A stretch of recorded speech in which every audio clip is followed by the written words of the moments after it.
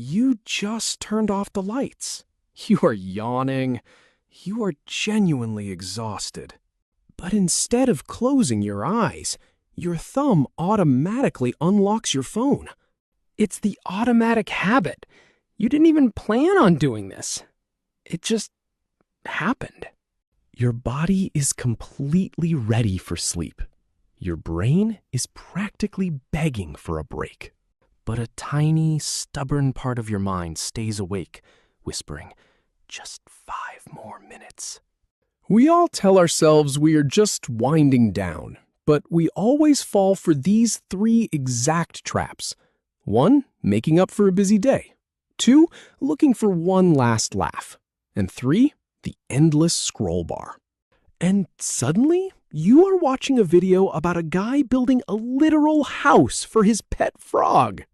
You catch yourself, lock the screen, flip it face down, and promise you are sleeping right now. But guess what happens exactly 2 minutes later?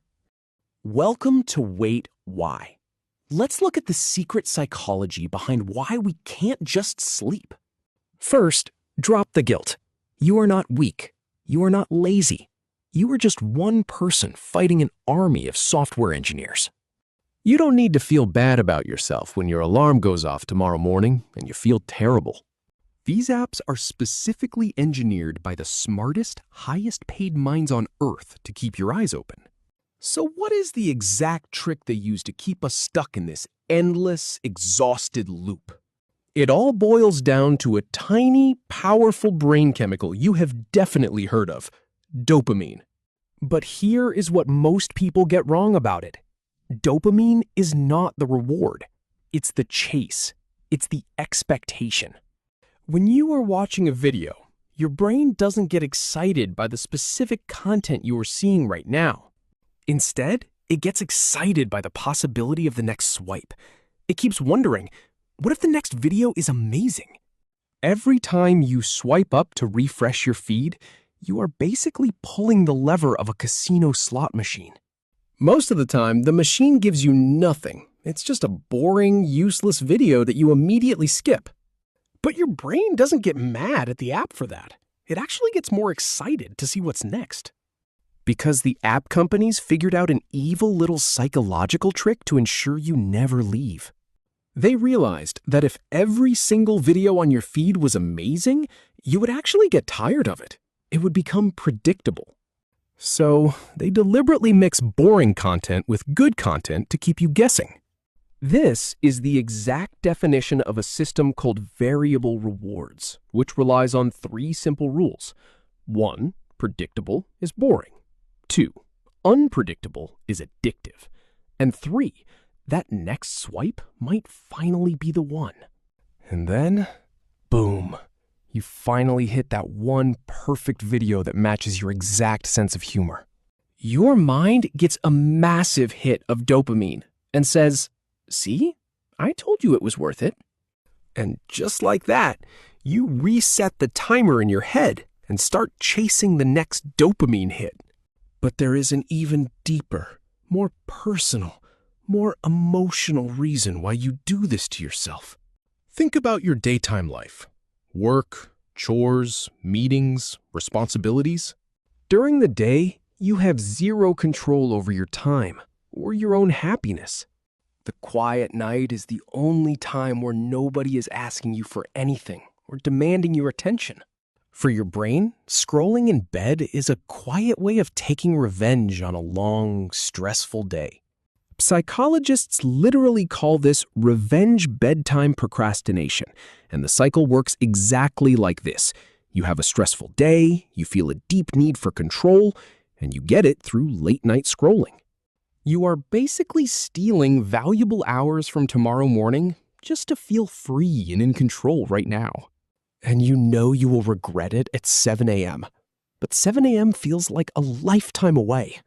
The apps wait for you to be in this exact state, tired, a little lonely, and completely bored. So how do we break a biological and psychological trap that is designed so perfectly against us? The first solution is practical, not about throwing your phone away. That's never going to happen. You need to strip the app of its visual superpower. Step 1. Go grayscale in your phone settings. If it's not colorful, your brain doesn't actually care about it. Suddenly, that flashy, catchy video looks incredibly boring. The slot machine loses its magic. Step 2. Create a friction zone. Charge your phone across the room, not on your nightstand.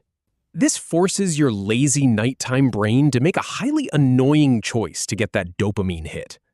Do I stay warm under the blanket or stand up in the cold just to grab a text or swipe a few times? 90% of the time, your fundamental laziness will actually win, and you will just stay in bed and sleep. Step 3. Give your tired, busy hands a completely different, low dopamine job. Your brain doesn't just want content at night, it wants to keep its active hands busy. Reading a physical book or listening to a slow podcast gives your mind just enough transition to fade out. You aren't fighting your own biology anymore. You are finally working with it. Every time you win a single night against your phone, you reclaim your valuable morning energy. You will wake up without that heavy, persistent cloud of morning guilt hanging over your head. So tonight, when your head hits the pillow, ask yourself a very serious question. Who is actually making the choice to swipe?